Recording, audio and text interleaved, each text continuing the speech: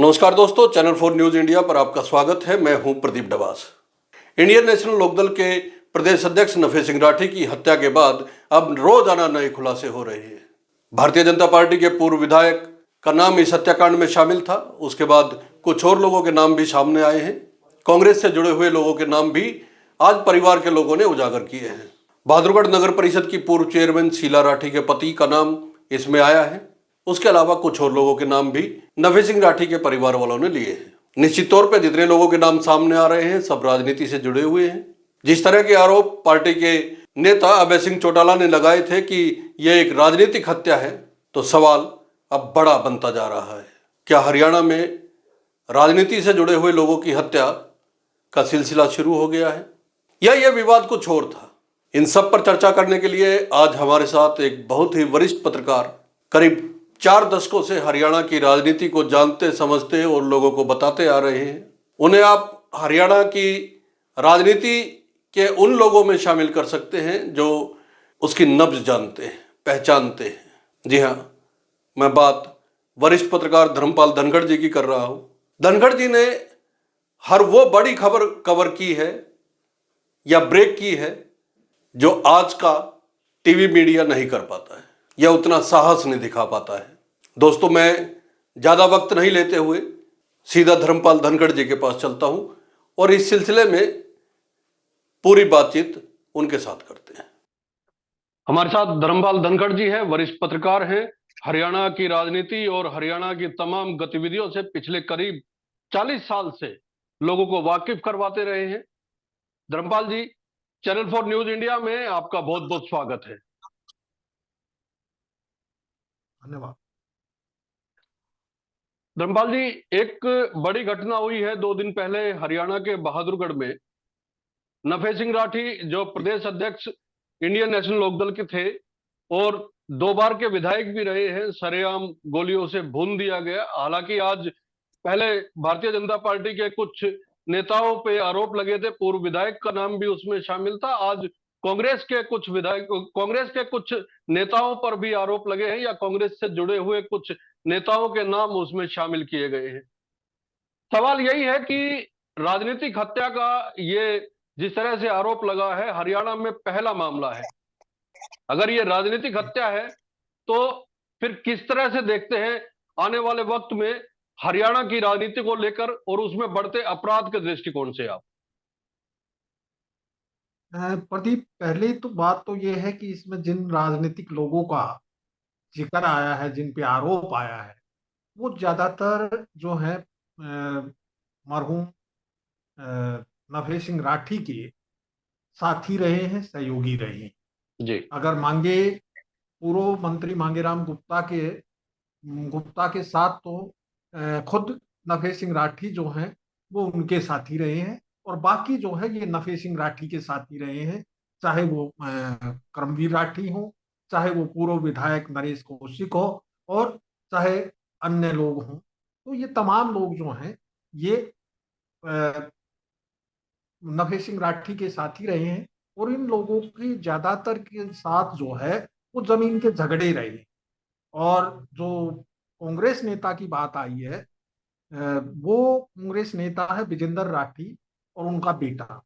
विजेंद्र राठी की पत्नी जो है वो पिछली बार नगर परिषद की चेयरमैन थी, और जी। उस समय दोनों के बीच काफी खींचातानी होती रही है। जी। और सही मायने में देखा जाए तो ये एक आपसी विवाद है जो जमीन के मामले को लेकर के है, और ये अब राजनीतिक हत्या के आरोप के रूप में उभर कर आ रहे हैं। अब जी। इसके पीछे कौन है, क्या है, ये तो पूरी जांच के बाद ही पता लगेगा, क्योंकि परिवारजनों ने सीधे सीधे जो है वो नामजद आपकी रिपोर्ट में आवाज आपकी आवाज PR में बीच जो में। जी जी। नाम लिया है, और 2 लोगों का, 3 लोगों का, एक पालेराम भी है, पार्षद रहे हैं, तो उनका जिक्र भी इसमें आया है बयान में। तो इस तरह से 10 लोगों पर जो है ये आरोप लगा है, और ये आरोप भी एक तरह से राजनीतिक लोगों पर ही लगा है। तो इसको राजनीतिक हत्याकांड के रूप में देखा जा रहा है। लेकिन मुझे ऐसा लगता है कि ये राजनीतिक हत्याकांड कम, बल्कि जमीन विवाद ज्यादा रहा है, और इसके पीछे क्या कारण है, क्या नहीं है, किसका हाथ है, ये सब तो अभी तक कुछ पुलिस के सामने, पुलिस की जांच में सामने नहीं आ पाया है। और पुलिस अभी भी अंधेरे में हाथ पैर मार रही है। तो लगता है कि पुलिस, सीबीआई अब इस मामले की जांच पड़ताल कर रही है। सूत्रों से पता ये चलता है कि आज सीबीआई ने जो है झज्जर के एसपी से बात की है, इस मामले की पूरी डिटेल जानकारी ली है बातचीत करके फोन पर। तो एक तरह से लगता है कि अब सीबीआई इस केस को अपने हाथ में लेने वाली है और सीबीआई जांच में ही जो है कुछ असलियत सामने आ पाए तो ये देखा जाए। एक सवाल यह भी है कि राजनीतिक हत्या है या नहीं है, उसके बाद का अगर हम विश्लेषण करने की कोशिश करें तो निश्चित तौर पे जिस तरह से यह शूट आउट किया, जिन लोगों ने हत्या की है नफे सिंह राठी की, वो शातिर अपराधी के तौर पे किया, वारदात को अंजाम दिया गया। उन्होंने टारगेट उन्हीं को किया जिन पे आरोप लगे हैं। वो पॉलिटिकल पार्टी से जुड़े हुए लोग हैं, चाहे वो भारतीय जनता पार्टी से जुड़े हुए या कांग्रेस से जुड़े हुए लोग हैं। कल कांग्रेस ने विधानसभा में हंगामा किया, कानून व्यवस्था को लेके तमाम सवाल खड़े किए, लेकिन आज तो उनसे जुड़े हुए लोगों पे भी आरोप लगे हैं। इस पे किस तरह से आप कहना चाहेंगे कि क्या ये पॉलिटिकल लोगों का दबदबा इस तरह से बढ़ने लगा है कि अगर जमीनी विवाद भी था धनखड़ साहब, तो ये हत्या तक बात पहुंच जाए, इसका मतलब ये है कि राजनीति और राजनीतिक रसूख रखने वाले लोगों में अब अपराध को लेके भय खत्म खत्म हो गया है, और वो अगर इस तरह की बात भी है तो क्या अंजाम हत्या तक पहुंच जाता है? देखिए, वैसे तो ये बड़ी दुखद घटना है और बड़ी एक तरह से हैरान करने वाली घटना है। हरियाणा के इतिहास में शायद राजनीतिक कंटेक्ट किलिंग की ये पहली वारदात है। तो इस नजरिए से अगर हम देखते हैं तो ये बड़ा बेहद बेहद जो है ना खतरनाक रूप में उभर रही है ये प्रवृत्ति। और आगे चल करके भविष्य में इसके परिणाम जो हों और ज्यादा घातक हो सकते हैं। और जिन परिवारों के बीच, जिन लोगों के बीच ये आपसी वैमनस्य चला आ रहा था, पहले एक दूसरे के खिलाफ फर्जी मुकदमे या मुकदमे दर्ज करवाए जा रहे थे, और जिस तरह से मुकदमेबाजी और केस दर्ज करवाने के बाद एसपी ने नफे सिंह राठी और उसके बेटों के हथियार जो है वो जमा करवा लिए थे, लाइसेंसी हथियार। तो इस तरह की वारदात जो है होने की आशंका पहले से भी लोगों को, खुद इनके परिवारजनों को लग रही थी कि इस तरह की कोई वारदात हो सकती है। और नफे सिंह राठी ने खुद जो है वो सुरक्षा की मांग की। अब सवाल ये उठता है कि उन्हें सरकार ने सुरक्षा क्यों नहीं? क्या एसपी सरकार के बिना आदेशों के ही इस तरह से किसी की मांग को, सुरक्षा की मांग को नकार सकता है? तो यहाँ बहुत सारी चीजें हैं जिन पर नजर डालना बहुत जरूरी है, जिनको जी अच्छे जी। से कल छानबीन कल करना। अभय सिंह चौटाला जो जो पार्टी के बड़े नेता भी हैं इंडियन नेशनल, उनका कहना था कि जिन लोगों से खतरा बताया गया था उनको सुरक्षा मुहैया करवा दी गई, और नफे सिंह लाठी जो सुरक्षा की मांग कर रहे थे उनको सुरक्षा नहीं दी गई, यहां तक कि उनके जो लाइसेंसी हथियार थे वो तक रद्द कर दिए गए थे। जी, मैं वही बात बता रहा था कि लाइसेंसी हथियार जो है जमा करवा लिए गए। और जो है जो जिस तरीके से दूसरे गुट को सुरक्षा प्रदान की गई, उन्होंने भी जो है नफे सिंह राठी से खतरा होने उनके नजदीक की वजह से जो है सुरक्षा मांगी थी और उनको सुरक्षा दी गई थी। इनमें मांगे पूर्व मंत्री मांगे राम के पोते को भी सुरक्षा दी गई थी, जिसके पिता ने पिछले दिनों आत्महत्या कर ली थी। और आरोप जो है वो नभे सिंह राठी और उनके नजदीकियों पर लगा था कि इनके दबाव में उसने आत्महत्या की। और वास्तव में ये सारे के सारे जमीन विवाद है। और जमीन विवाद को लेकर के भादुगड़ में एक तरह से बड़ा आतंक जो है राजनीतिक लोगों का चला आ रहा है, जिसके बारे में कभी कोई ठोस, कोई बड़ी आवाज जनता की तरफ से तो नहीं उठी है। लेकिन यह आपस में जो कब्जे करने की प्रवृत्ति चली आ रही है वो बड़ी घातक रूप अख्तियार कर चुकी है।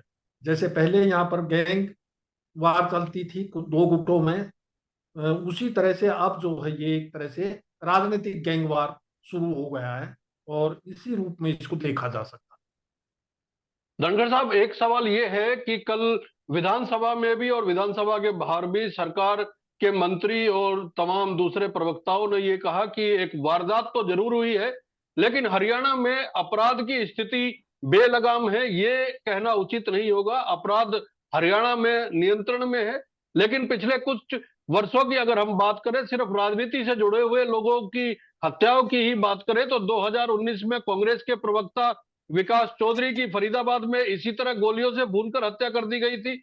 उस पिछले साल ही जो है भाजपा से जुड़े हुए एक नेता की गुड़गांव में गोलियों से भून के हत्या कर दी गई। जो लोगों से जुड़े हुए लोग हैं, जो पार्टियों से जुड़े हुए लोग हैं, अब नफे सिंह राठी को सरेआम गोलियों से भून दिया गया। तो अपराध की स्थिति को लेके जो सरकार के दावे हैं, सरकार का कहना है कि तमाम परिस्थितियां या तमाम वारदातों के बावजूद स्थिति कंट्रोल में है। यह स्थिति कंट्रोल में किस तरह है? सरकार के दावे जो है वो अलग है, आंकड़े अलग है। तो किस तरह से सरकार ये दावा कर रही है कि अपराध में हरियाणा जो है वो किसी भी सूरत में बेलगाम नहीं है, कम से कम? नहीं, ऐसा नहीं है प्रदीप। सरकार के दावे अपनी जगह हैं। सरकार जिस तरह के दावे करती है उनका यही काम है। और कोई भी सरकार होती वो भी इसी तरह का दावा करती। तो जरूरी नहीं है कि आज की भाजपा सरकार, भाजपा और जसपा सरकार ये दावा कर रही है। इससे पहले की कोई और किसी अन्य पार्टी की भी सरकार होती, वो भी इसी तरह का दावा करती कि कानून एवं व्यवस्था की स्थिति नियंत्रण में है। ये एक जुमला बन चुका है सरकारी भाषा का। और लगातार जो है फिरौती के मामले बढ़ रहे हैं। अभी आप देख सकते हैं कि गोहाना में प्रसिद्ध जलेबी वाले के यहाँ फायरिंग की गई थी, सापला में एक व्यापारी के यहाँ फायरिंग की गई थी, यहाँ भादुड़ में भी बताया जा रहा है कुछ व्यापारियों को जो है फिरौती के लिए धमकियां दी जा रही हैं। इस तरह की अनेक वारदात हो रही है, और लगातार जो है क्राइम रेट बढ़ रहा है, कम नहीं हो रहा है। आज प्रदेश जो है बेशक टॉप में ना हो देश में क्राइम को लेकर के, लेकिन तीसरे चौथे नंबर पर अवश्य है। ऐसी स्थिति में ये कहना कि स्थिति नियंत्रण में है, ये बिल्कुल गलत है। लगातार हम देख रहे हैं कि हत्याएं हो रही हैं, चोरी हो रही है, डकैती हो रही हैं, अपराध लगातार बढ़ रहे हैं, महिलाओं के प्रति अपराध बढ़ रहे हैं। और राजनीतिक मर्डरों के बारे में जैसे अभी आपने बताया, वो भी एक श्रृंखला बनती जा रही है। तो मैं समझता हूँ कि किसी भी तरीके से जो है अपराध नियंत्रण में नहीं है। और एक पार्टी के प्रदेश अध्यक्ष पर इस तरह का हमला, हमला ही नहीं बल्कि उसको गोलियों से भून देना कहेंगे हम, वारदात होती है और सरकार कहती है कि स्थिति नियंत्रण में है। क्या इस पर कोई भरोसा कर सकता है? बहुत बहुत धन्यवाद धर्मपाल धनखड़ जी, चैनल 4 न्यूज़ इंडिया के साथ जुड़ने के लिए।